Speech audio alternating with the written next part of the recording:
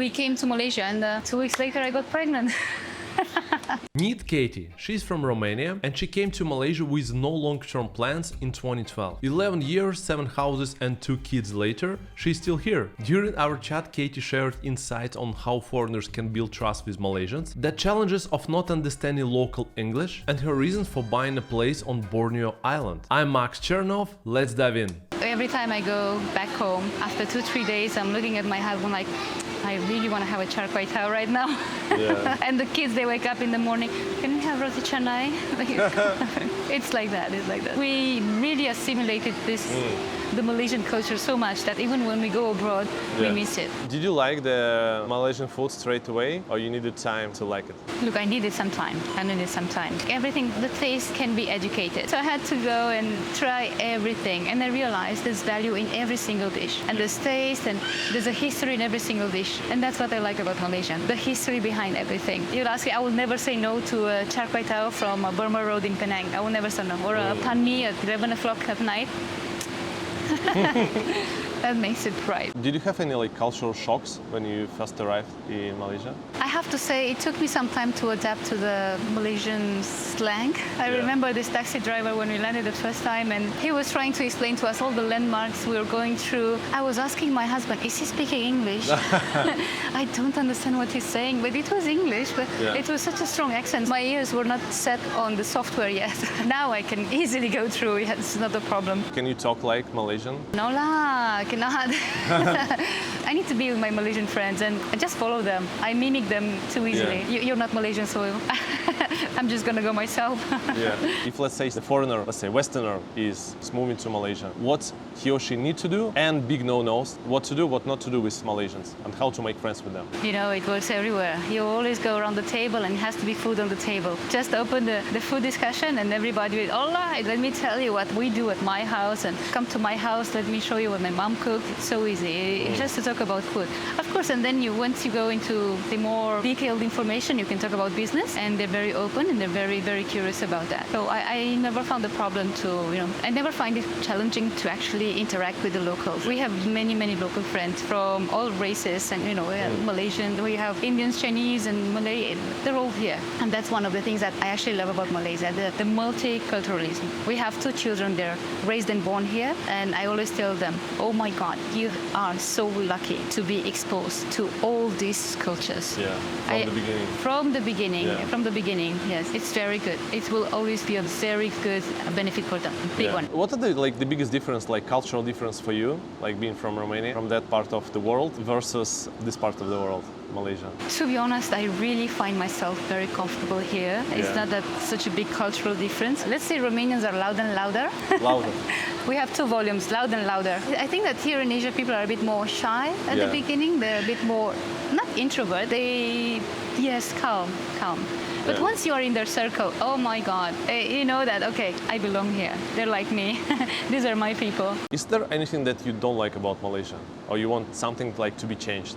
5 o'clock traffic. But that's all right, I can survive with that. 5 p.m. traffic. We'll find a way to make most of it. Or maybe something that you miss in Malaysia versus France or versus Romania? Let's say the service industry, right? Could be a bit more, I don't want to say it.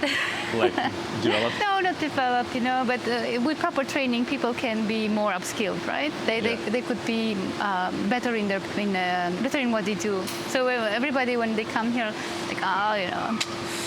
there's so many waiters here, but they still forgot to bring me sugar to my coffee or stuff like that. I don't think it's the problem of the waiters. I think it's just the problem of training and upskilling. But that can be solved. Where you like to go when you go for traveling, for get away from KL? We are big fans of Kota Kinabalu. We go there every 2-3 months. We love it so much that we actually invested in a house on the beach there. Of course, we love to go to Penang because we live there, so we go every once in a while. We still have our friends that are living there. We discovered a small island on the other side, which is called Kapas Island. And we like to go there for 3-4 days to disconnect from everything. There's a few nice resorts, smaller resorts on the big side, and just perfect for the kids. It's actually a very big fish park on Kapas Island. I don't know why it's not so famous, but you can do snorkeling there, and the view is just amazing. What about Langkawi? Do you go there, or it's overrated? Everyone knows Langkawi. Everyone knows was Langkawi, but I will let others talk about it. No, we did our honeymoon in Langkawi. We loved it. It was very nice. We go there from time to time, but I would always go back to Sabah. If you deal with, let's say, Malay Malaysian, like Chinese Malaysian, Indian Malaysian, do you like use different strategy? Let's say, you know that people with different backgrounds, they like different things. Let's say with Chinese you can go for drinks. With Malay you probably cannot go for drinks. This kind of thing. Correct. I have to be very respectful towards their culture. I agree with you.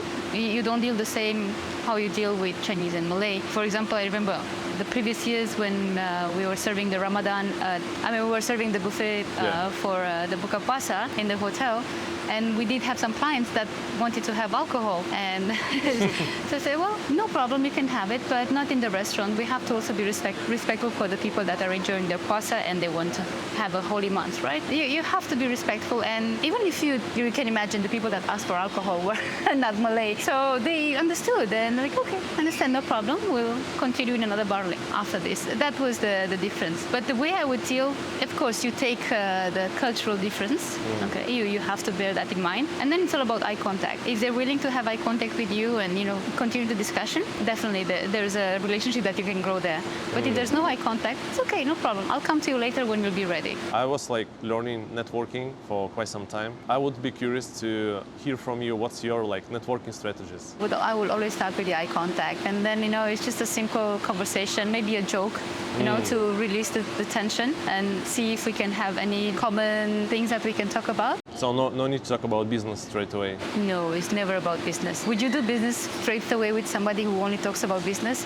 No, it doesn't seem genuine, right? Yeah, because you need to trust person. Exactly. Yeah. Once you have, now I'm giving away. Please. No, I think it's very important to, you start a casual conversation and then you find common traits, you explore on that, and then you have to build the trust. And once the trust is built, then you can speak more freely. If not, it's okay. We'll set another meeting and we'll talk later. We'll have a lunch, we'll have a dinner, we'll have a drink. It's much more interesting when you're at the table than when you're standing and doing networking on a cocktail table with a glass in your hand. It can be a bit too forced. And when it's too forced, it will never work. I also want to ask you about shaking hands culture. Do you shake hands with everyone or there are exceptions? That depends. Of course, in the Malay culture, maybe they will avoid that or they will not try to be too outgoing. So I'll understand and I will just do a bow. What I really like to do even more is to put my hand on my heart and just bow to say, I acknowledge you, I see you, I salute you. And if they do the same, then we can talk without even shaking hands. I can do this here because it means a lot. If I do this in Romania or in France, they're like, what's wrong with her? Yeah, they wouldn't understand what it means. Yes, it's a culture thing. Can you recall any crazy story that happened to you in Malaysia? Or maybe some interesting story that you still remember and you tell your friends? So we landed in Penang, yes. We had no kids or anything. I met one of these partners from the project where my husband was freelancing, and we just clicked right away, and she offered me a job in hospitality to help her run a boutique hotel, open up and run the boutique hotel. And I said, yeah, sure, why not? And we clicked so good. So it was an amazing chemistry between me and Karen. She was my mentor in the hospitality industry. She trusted me so much that she said, listen, we're going to Switzerland for 3 weeks. If you house sit, stay in their amazing house and they can go holiday. Like, sure, no problem. It was a fantastic area in Penang. So good, we came to Malaysia and 2 weeks later I got pregnant. Maybe you want to scrap that.